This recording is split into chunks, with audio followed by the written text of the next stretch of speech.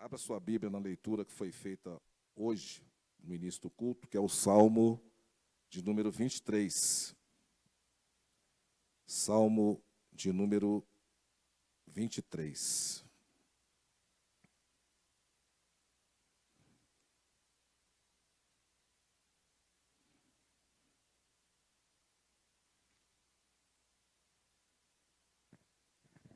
Diz assim a palavra do Senhor. O Senhor é o meu pastor, nada me faltará. Ele me faz repousar em pastos verdejantes. Leva-me para junto das águas de descanso. Refrigera minha alma, guia-me pelas veredas da justiça, por amor do seu nome. Ainda que eu ande pelo vale da sombra e da morte, não temerei mal nenhum, porque tu estás comigo. O teu bordão e o teu cajado me consolam. Preparas-me uma mesa na presença dos meus adversários. Unges a minha cabeça com óleo, o meu cálice transborda. Bondade e misericórdia certamente me seguirão todos os dias da minha vida, e habitarei na casa do Senhor para todo o sempre. Amém? Podem tomar seus assentos, irmãos. A atividade pastoril, ou seja, o ofício de pastorear ovelhas, era algo muito comum nos ambientes do Antigo e do Novo Testamento. Também a atividade de pastorear ovelhas estava dentro do contexto econômico, tanto no Antigo como também no Novo Testamento. Você vai ver que Abraão tinha muitas ovelhas. Jó, no capítulo 1 do seu livro, diz que Jó tinha, se eu não me engano, 7.000 ovelhas, dentre camelos, dentre outros animais. Então, muitas vezes, a quantidade de gado que você possuía indicava o seu nível de riqueza, o quão rico você era. E este Salmo, número 23, que é atribuído a Davi, possivelmente ele foi escrito em uma parte da sua vida em que ele talvez vinha sofrendo perseguições de Saul, após Davi derrotar Golias, e aí as mulheres cantaram: Davi derrotou os seus milhares, Saul derrotou os seus milhares, mas Davi os seus 10 milhares. Isso enfureceu muito a Saul, e ele passou a perseguir o rei Davi, que ainda não tinha assumido o trono, mas já havia, da parte de Deus, uma indicação de que ele seria o sucessor de Saul. E aí houve aquela perseguição, Saul foi atrás dele em vários locais para tentar matá-lo, enfim. Mas o que me parece que é mais condizente com o Salmo é que Davi escreveu este Salmo já no final da sua vida, onde ele faz uma reflexão de tudo aquilo que Deus fez por ele. Toda a trajetória de Davi, toda a sua vida, ao final dela, quando Davi vai fazer, então, uma retrospectiva e avaliar como foi o seu relacionamento com Deus, então me parece que esse salmo é um resumo da vida de Davi. Ele usa como pano de fundo, então, a metáfora do pastor e da ovelha. Este salmo também é classificado como um salmo de confiança, porque Davi, ele demonstra nos 6 versículos desse salmo que ele confiava, que ele depositava a sua confiança em Deus. Este belo hino do saltério, irmãos, lembrando que os salmos são hinos que eram cantados pelos judeus, ele contém princípios que são muito marcantes e que nós vamos meditar nesta manhã junto com a igreja. A porta de entrada deste salmo é o versículo 1, que contém informações muito valiosas e que dessas informações nós vamos entender os demais versículos a partir do 2 até o verso de número 6. Davi começa dizendo: o Senhor é o meu pastor. O verbo ser, aqui está flexionado na terceira pessoa do singular, ele expressa uma condição permanente. Ou seja, Deus foi, é e continuará sendo o seu pastor. Em todo e qualquer tempo, Deus era o pastor de Davi. Davi tinha essa confiança, e ele, quando disse, o Senhor é o meu pastor, é porque ele sabia que Deus o havia pastoreado ontem, estava pastoreando naquele momento, e iria pastoreá-lo ainda no futuro. Essa ideia do verbo ser, traz uma ideia de que Deus é permanente, está constantemente com Davi, constantemente com as suas ovelhas e não as desampara. Ainda no primeiro versículo, nós temos uma ordem. Se for possível colocar aqui no telão, o texto começa dizendo assim: o Senhor é o meu pastor. Observe, irmãos, qual é a primeira palavra que vem entre Senhor e pastor? O que vem primeiro? Pode falar. O que vem primeiro, Senhor ou pastor? Senhor. Então isso quer dizer o seguinte, que Deus só é pastor de quem antes ele é Senhor. Se você não se submete ao senhorio de Deus, ele não é o seu pastor.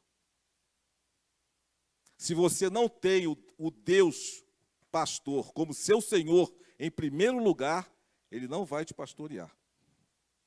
Isso implica dizer que Deus, prioritariamente, ele é o nosso Senhor. Tem muita gente que coloca no carro aí, né, o adesivo lá, o Senhor é meu pastor, nada me faltará. Deus não é pastor de bode, irmãos, Deus é pastor de ovelhas. Se a pessoa não se submete ao senhorio do Senhor Deus, ele não pode pastoreá-la. Por isso que Davi escreveu, o Senhor é o meu pastor, porque antes do Senhor ser pastor de Davi, ele era senhor dele.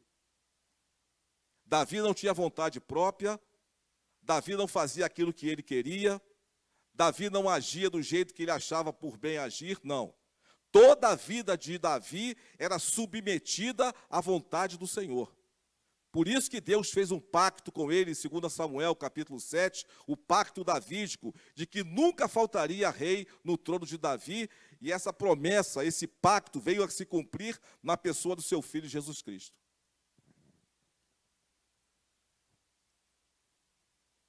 Deus não é pastor de bode. Se você, em primeiro lugar, não se submete ao senhorio do Senhor Deus, ele também não vai ser o seu pastor. Até porque bode, irmãos, não anda em rebanho. Você nunca vai ver rebanho de bode, rebanho de cabrito. Você vai ver rebanho de ovelha. Agora de bode, não. Bode anda pelas montanhas, dando chifrada um no outro, briga, aquela confusão toda. Agora ovelha não. Ovelha tem pastor. Ovelha é dócil. Ela se submete.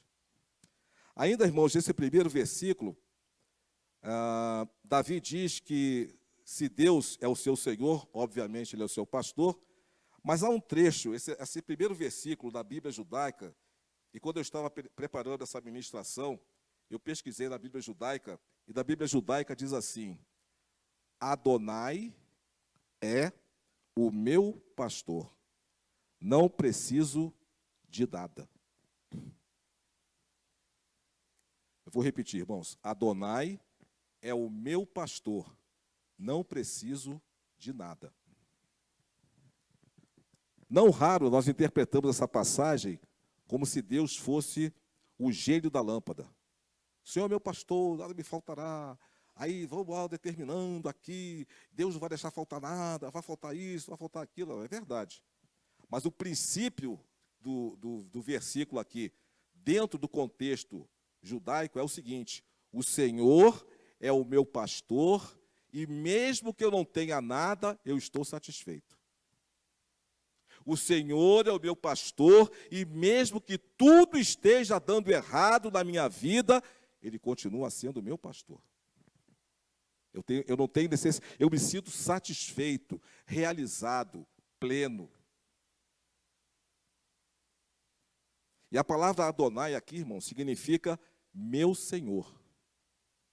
O judeu não pronunciava o nome Yavé, daquele tetagrama, né, YH, W, agora esqueci a outra letra, porque aquele nome era muito sagrado para o judeu. Então, quando o judeu ia falar o nome de Javé, ele pronunciava Adonai, que significa o Deus Supremo, o Deus Supremo. Essa palavra Adonai, o relativo dela no Novo Testamento, é Kyrios, que Paulo emprega lá em Filipenses, a partir do capítulo 2, a partir do verso 9, quando ele diz: mas Deus o exaltou soberanamente e lhe deu um nome que está acima de todo nome, para que ao nome de Jesus se dobre todos os joelhos no céu, na terra e embaixo da terra, e toda língua confesse que Jesus Cristo é Senhor. É o correspondente de Adonai. Meu Senhor é o meu pastor. Por quê? Porque primeiro ele é Senhor de Davi. Ele manda em Davi, para depois pastoreá-lo. Essa passagem tem um paralelo muito interessante, irmãos, com Abacuque, capítulo 3, versos 17 a 19. Eu peço aí ao nosso irmão que está operando aí os caracteres aí, né? Nosso operador de caracteres aí, para colocar Abacuque 3, versos 17 a 19, onde Abacuque vai dizer: ouvi isso e o meu íntimo se comoveu, os meus lábios tremeram. Pode passar o 17, pode passar para o 17. Ainda que a figueira não floresça, nem haja fruto na videira, ainda que a colheita da oliveira decepcione e os campos não produzam mantimento, ainda que as ovelhas desapareçam do aprisco e dos currais não haja mais gado. Pode passar o próximo. Mesmo assim eu me alegro no Senhor e exulto no Deus da minha salvação. Abacuque está pintando um quadro aqui, irmãos, é caos total, porque a economia daquele tempo, ela girava em torno da agropecuária. Era gado e plantio. Então, quando Abacuque fala essas palavras aqui, ele está dizendo assim: o caos econômico caiu em Israel. É como se hoje todas as fontes de energia elétrica do Brasil e todas as fontes de energia petrolífera, distribuidoras de petróleo, de combustível, se tudo fosse destruído, irmãos, pensa no caos. O caos da economia. Se todas as fontes de energia elétrica, todas, hidrelétricas, as distribuidoras de energia, o petróleo onde é produzido, distribuído, as refinarias, se tudo fosse destruído. É isso que ele está falando aqui. Ainda que a figueira não floresça, não haja gado, não haja fruto na videira, ainda que aconteça tudo isso, eu me alegro no Senhor. Sabe por quê? Porque o Senhor é o meu pastor, de nada eu vou sentir falta. Ele me completa. Pode ter o caos total na minha vida, irmãos. É difícil a gente vivenciar isso. É difícil. Eu já passei por algumas lutas na minha vida, e eu senti o quanto é difícil você dar prova ali, você, né? No Rio de Janeiro mesmo, quando eu morava lá, eu passei o ano de 93, foi um ano muito difícil para mim, a ponto de eu quase desistir da minha carreira militar. Eu estava a ponto de sair, como diz a linguagem, né, de chutar o balde, mas aí o Senhor foi o meu pastor. O Senhor é o nosso pastor. De nada eu vou sentir falta. Você pode estar no leito da UTI, mas o Senhor é o seu pastor. Você pode estar desenganado dos médicos, mas o Senhor é o seu pastor. Porque Ele te satisfaz, você não sente falta de nada. O Senhor Jesus disse que adianta o homem ganhar o mundo inteiro e perder a sua alma. Mas quando você tem o perfeito, o sumo pastor, como seu Senhor e pastor, pode faltar o que for, irmãos. Mas não vai faltar a presença dele. E essa presença satisfaz, completa, deixa você pleno, satisfeito, a ponto de você não precisar de nada nem de ninguém.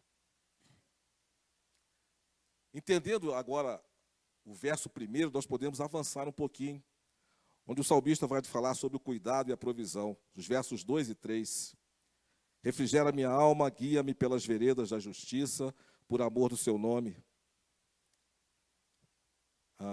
Por amor do seu nome. Ele me faz repousar em pastos verdejantes, leva-me para junto de as águas de descanso.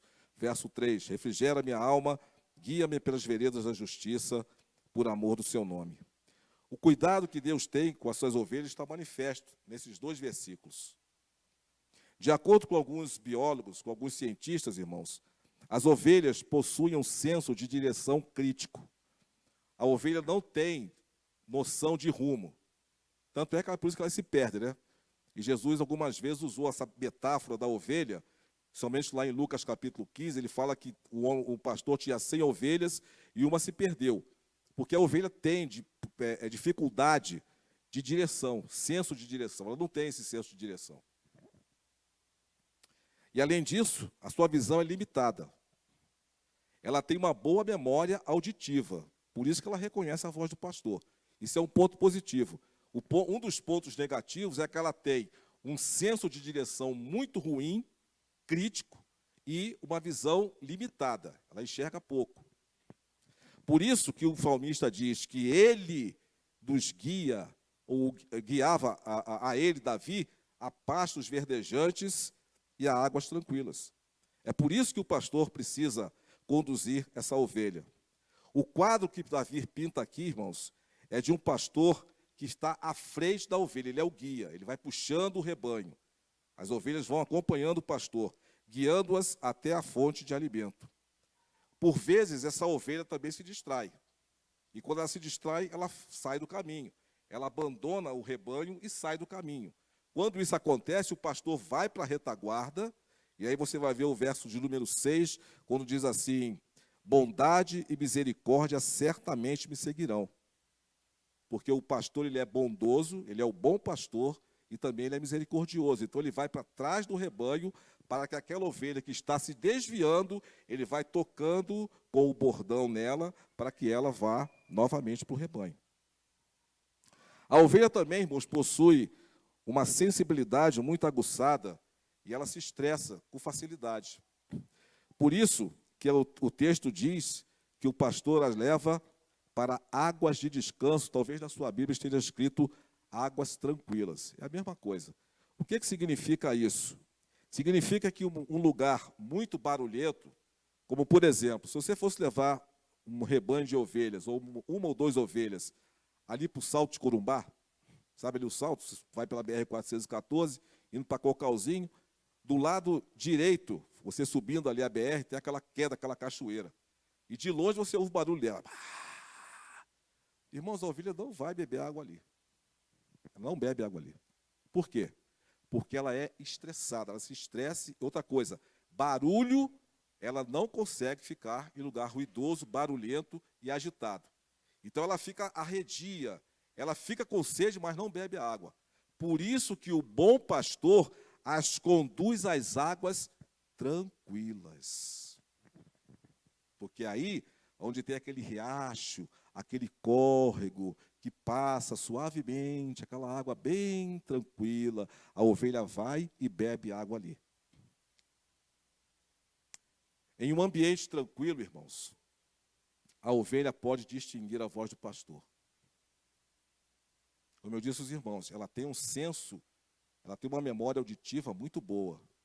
Tanto é que tem um vídeo na internet que várias pessoas começam a gritar as palavras que o pastor usa, né? Se eu não me engano, foi gravado, não sei se foi em Israel. Aí a ovelha está lá embaixo, nem tchum. Aí a outro lá gritava, nem. Aí quando o pastor ia e gritava as mesmas palavras, elas levantavam a cabeça, aí ficava assim. Aí o pastor ia falando, começava a vir uma por uma, e vinha para perto do pastor. Por quê? Porque há silêncio. São nas águas tranquilas que você ouve a voz do seu pastor.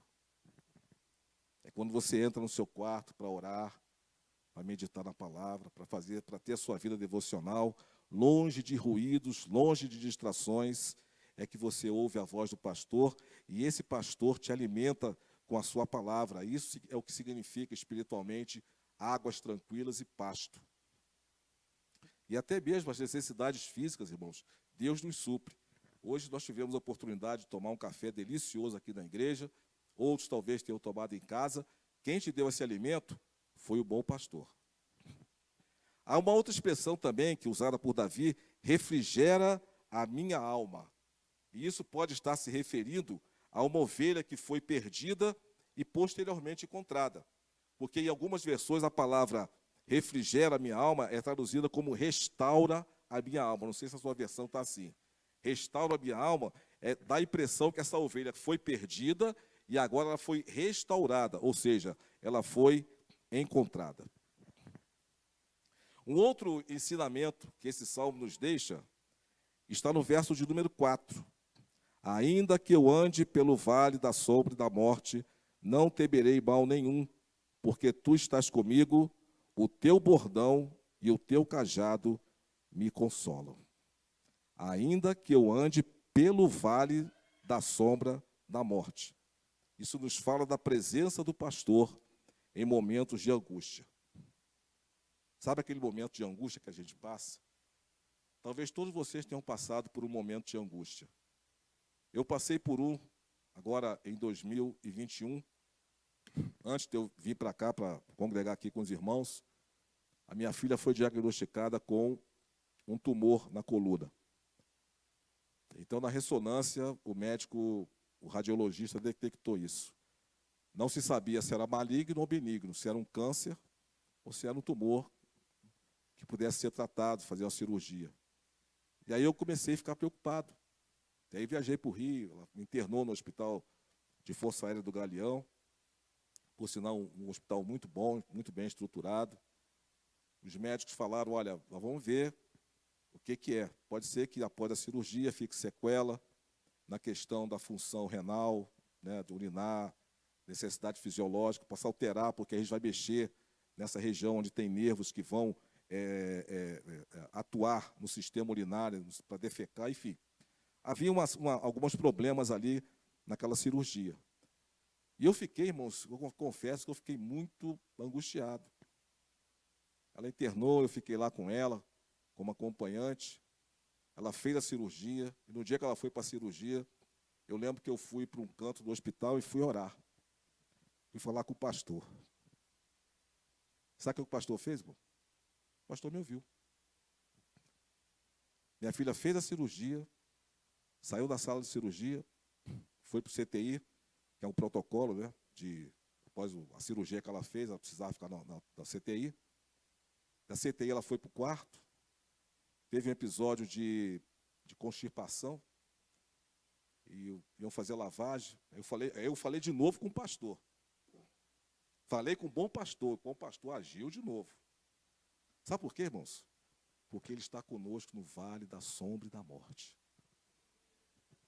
Esse pastor está conosco no vale de sombra e de morte. O vale, irmãos, é um caminho entre dois desfiladeiros. Você tem aqui montanhas, aí no meio você tem, né? Vamos imaginar que esse conjunto de bancos aqui fosse uma grande montanha, e esse aqui uma grande montanha. Esse espaço aqui entre os bancos é o vale. É um caminho entre dois desfiladeiros. E esse vale, irmãos, que Davi faz referência, ele era muito perigoso porque ali tinha animais peçonhentos, selvagens, leões, urso, assaltantes que queriam roubar, porque era um lugar ermo. E aí Davi fala que se eu passar pelo vale da sombra da morte, eu não vou temer mal algum, porque o Senhor está comigo. E nesse versículo, observe uma coisa, irmãos, como é que é importante você ter intimidade com o pastor. Se você tem intimidade com o pastor, irmão, você pode passar no vale da sombra da morte sem medo nenhum. Irmão Paulo, onde é que está essa intimidade aí que o senhor está falando? Observe que no verso 4, Davi muda o pronome ele para tu. O salmo começa assim, o Senhor é meu pastor. O Senhor quem? Ele. Ele me leva às águas de descanso. Guia-me pelas veredas da justiça. Ele. Mas quando chega no verso 4, Davi fala assim, ainda que eu ande pelo vale da sombra da morte, não temerei mal algum, porque tu, segunda pessoa, tu estás comigo. Isso fala de intimidade, de relação íntima entre ovelha e pastor. Quando a ovelha tem intimidade com o pastor, pode andar no vale da sombra da morte, seja esse vale qual for. Pode ser doença, pode ser problema financeiro, pode ser crise conjugal, pode ser o que for. Se você andar pelo vale da sombra e da morte e tiver intimidade com o seu pastor, pode passar tranquilo. Vai dar certo. Por quê, irmão Paulo? Porque tu estás comigo. Ele está com a gente no vale, irmãos. Ele é o Deus das montanhas, no momento de bênção, no momento de que você está bem. Mas também Ele passa com você no vale. Isso é cuidado. Aleluia! Oh, glória! Nesse vale, irmãos, nesse cenário sombrio, o pastor está presente. E esse pastor tem 2 instrumentos que ele usa no vale. Quando você passar pelo vale, lembra que o pastor tem 2 instrumentos. Um é o cajado ou bordão, depende da sua versão. O cajado ou bordão era uma vara pesada que ele usava para afugentar os animais, cobras, leões. Ele encarava, porque ele é o bom pastor, ele não deixa nenhum mal atingir a ovelha. Ele tem cuidado com a ovelha dele. E o cajado era uma haste de madeira, na ponta ela tinha uma curvatura, né? Tipo, se você colocasse invertido, tipo, como se fosse um U, parecido com um cabo de guarda-chuva. Já viu aqueles guarda-chuvas antigos que tem aquele U? Aquilo ali é o cajado. Para que serve aquilo? Se a ovelha caísse num buraco ou numa vala, ele pegava aquela parte curva do cajado, passava no pescoço da ovelha e tirava a ovelha daquele buraco, daquela lama, daquele atoleiro. Por isso que o salmista Davi, no Salmo 40, ele fala assim: esperei com paciência no Senhor, e Ele se inclinou para mim. Tirou os meus pés de um tremendal de lama. Tirou como? Com um cajado. Quando você passar pelo vale da sombra e da morte, o bom pastor tem o cajado e tem a vara, ou o bordão. Não vai acontecer nada com você. Ah, irmão Paulo, mas o inimigo, deixa o inimigo vir. Olha só para o pastor. O cajado está na mão dele. Ele vai na sua frente, no vale de sombra e de morte. Isso fala, irmãos, de proteção, de cuidado. Mesmo em momentos de escuridão espiritual e expectativas ameaçadoras, o pastor está presente. Louvado seja Deus. A ovelha entra nesse vale sentindo-se mais segura, pois o seu protetor e guia está com ela em todos os momentos. E na sua mão está o cajado e o bordão. Ainda há um outro aprendizado que esse salmo nos passa, que é a presença do pastor que faz a ovelha ter paz e amar os seus inimigos. Eu vou repetir: a presença do pastor faz a ovelha ter paz e amar os seus inimigos. Depois que você passa pelo vale da sombra e da morte, aí Davi vai dizer assim, no verso 5, prepara-me uma mesa na presença dos meus adversários, unges a minha cabeça com óleo e o meu cálice transborda. Irmãos, a hermenêutica é uma ciência na qual nós estudamos a interpretação da Bíblia.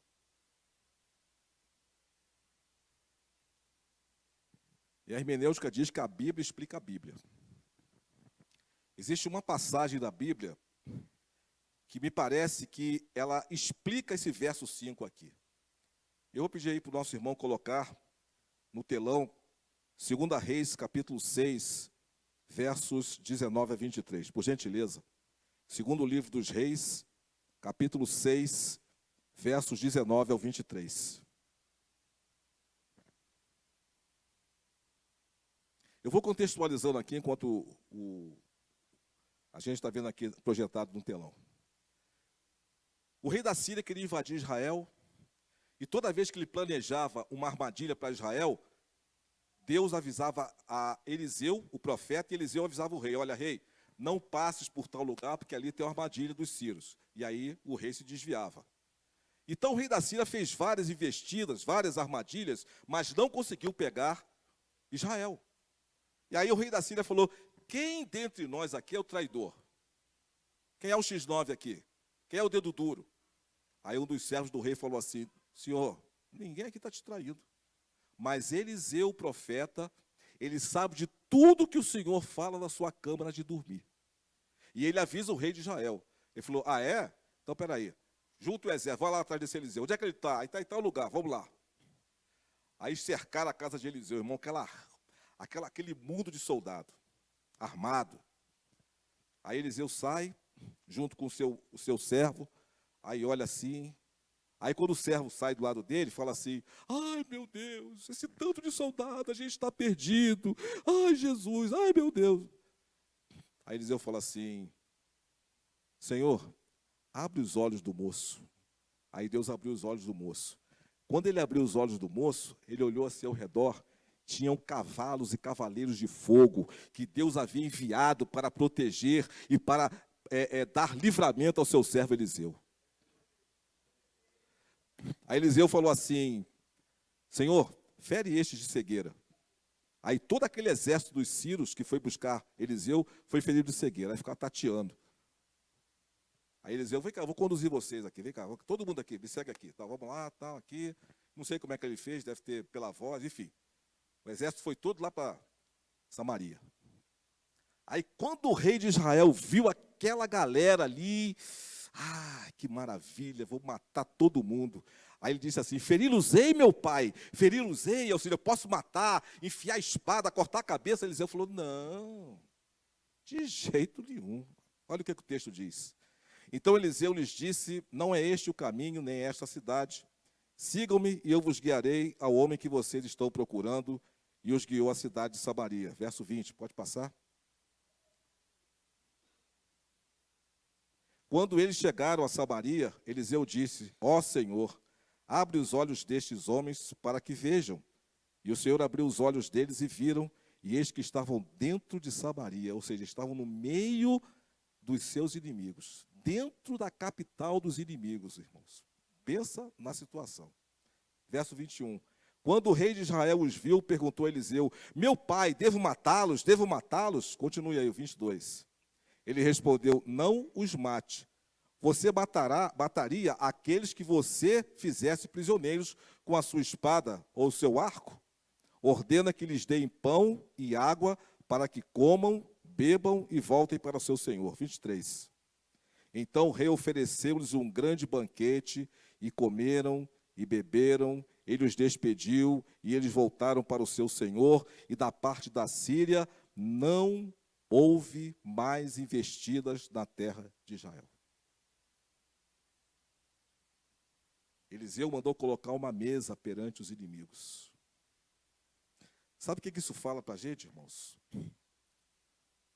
Isso nos fala que no lugar de guerra, as ovelhas devem promover paz. No lugar do ódio, amor. No lugar da intriga, pacificação. É esse o ensinamento do Salmo. É lógico que Davi, irmãos, não sabia, ele não estava nem se referindo a isso, porque ele morreu muito antes disso. Quando Davi escreveu o verso 5, ele não estava pensando nesse texto que a gente acabou de ler. Ele nem sonhava que isso fosse acontecer. Mas esse princípio, ele subjaz ao texto. Esse princípio de preparar a mesa é você amar aqueles que te odeiam, é você promover a paz àqueles que querem fazer guerra contra você, é você fazer o bem àqueles que querem te fazer o mal. Porque a ovelha ela tem que retratar a personalidade do seu pastor. E como é que o pastor é conhecido na Bíblia? João capítulo 10. Jesus falou assim, eu sou o bom pastor. Ele não é só pastor, ele é o bom pastor. Ele é o pastor que é bondoso, misericordioso, amoroso, pacífico. E essas qualidades ele transmitiu para as suas ovelhas.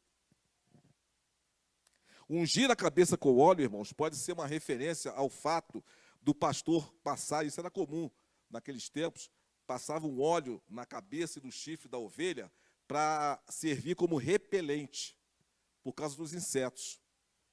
Ou talvez possa se referir à unção que Davi teve quando se tornou rei de Israel. Finalmente, esse texto termina com uma visão do futuro daquelas ovelhas que são pastoreadas e que têm o Senhor como seu pastor e Senhor. O verso 6 diz assim: bondade e misericórdia certamente me seguirão todos os dias da minha vida, e habitarei na casa do Senhor para todo o sempre. A ovelha que durante toda a sua vida viveu sob os cuidados do pastor, ela terá um fim glorioso. O verso 6, irmãos, é um verso escatológico. Ele aponta para o futuro.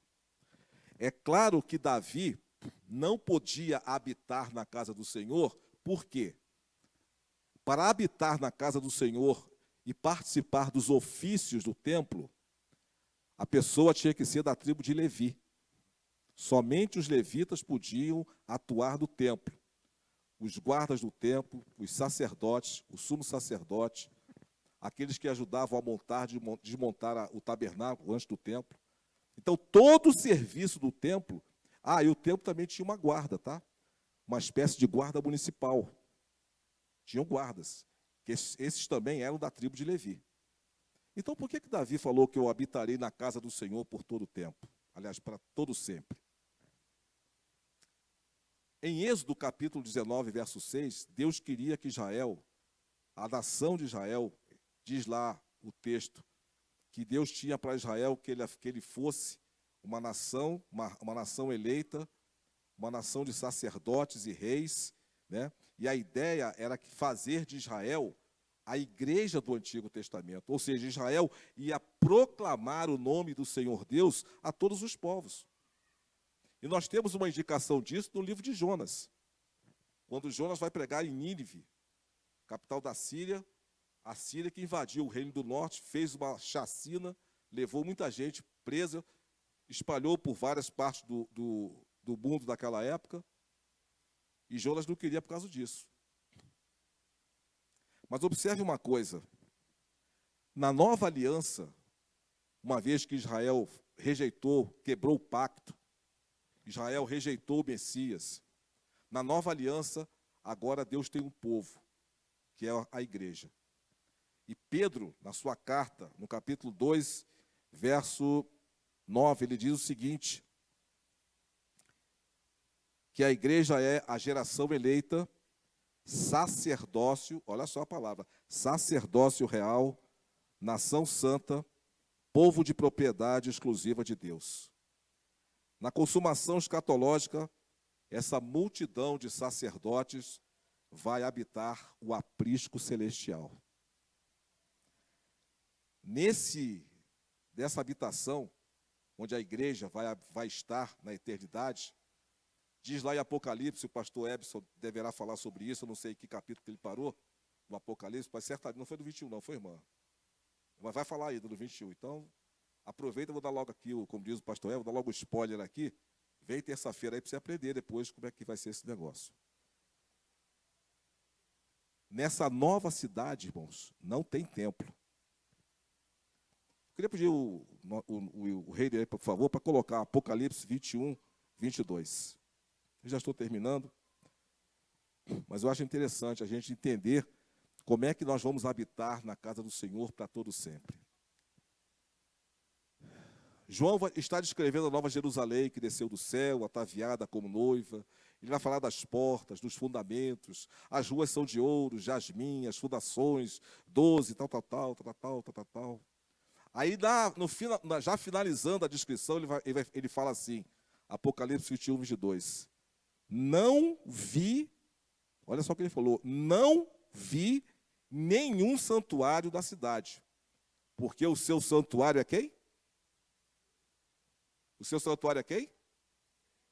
O Deus Todo-Poderoso e o Cordeiro. Nós vamos habitar em Deus. Esse é o aprisco celestial que aguardam as ovelhas de Deus. Por isso que Davi falou que eu habitarei na casa do Senhor para todo sempre. Possivelmente, e eu acredito que Davi não sabia, não tinha consciência de que ele estava falando, mas essas palavras que foram registradas no verso 6, no final do Salmo 23, elas têm esse contexto escatológico. Todas as ovelhas do Senhor, Ovelhas essas que têm a Ele tanto como Senhor, donas delas, como pastor que as guia e conduz, o fim delas é estar nesse aprisco celestial. Louvado seja o nome do Senhor. O que nós aprendemos, então, nesse salmo, irmãos? Quais são as lições? Em primeiro lugar, irmãos, que é um privilégio nós sermos ovelhas do Senhor. Nós não somos bodes. Deus não pastoreia bode. Deus pastoreia ovelha. Deus guia a ovelha. Ovelha anda em coletividade. Ovelha não anda dispersa fazendo o que ela quer. Ela faz aquilo que o pastor quer.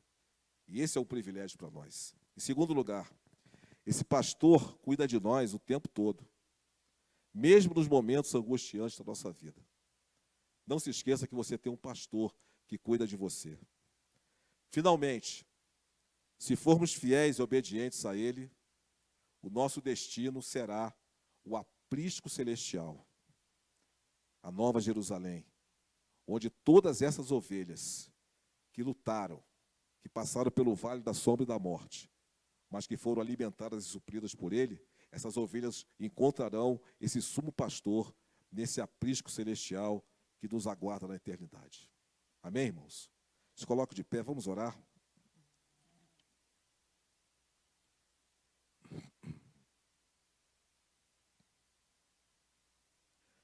Senhor Deus, a Tua palavra santa e bendita foi explanada nessa manhã. Eu te agradeço por ter sido tão somente e apenas o servo, o escravo que foi usado para falar as Tuas verdades. Ao Teu nome, Deus, seja tributado toda a glória, toda a honra, todo o louvor e toda a adoração, porque o Senhor é digno. Deus, que essas ovelhas que ouviram essa palavra, elas se sintam revigoradas, que a fé dessas ovelhas seja aumentada, que quando elas passarem pelo vale da sombra e da morte, elas se lembrem de Ti, do Teu cajado, do Teu bordão, que as protege e as guia. Obrigado, Deus, por ser o nosso pastor. Obrigado por Tua provisão, por Teu cuidado. E obrigado, meu Deus, por fazermos parte desse redil. Em nome de Jesus, nós oramos e te agradecemos. Amém.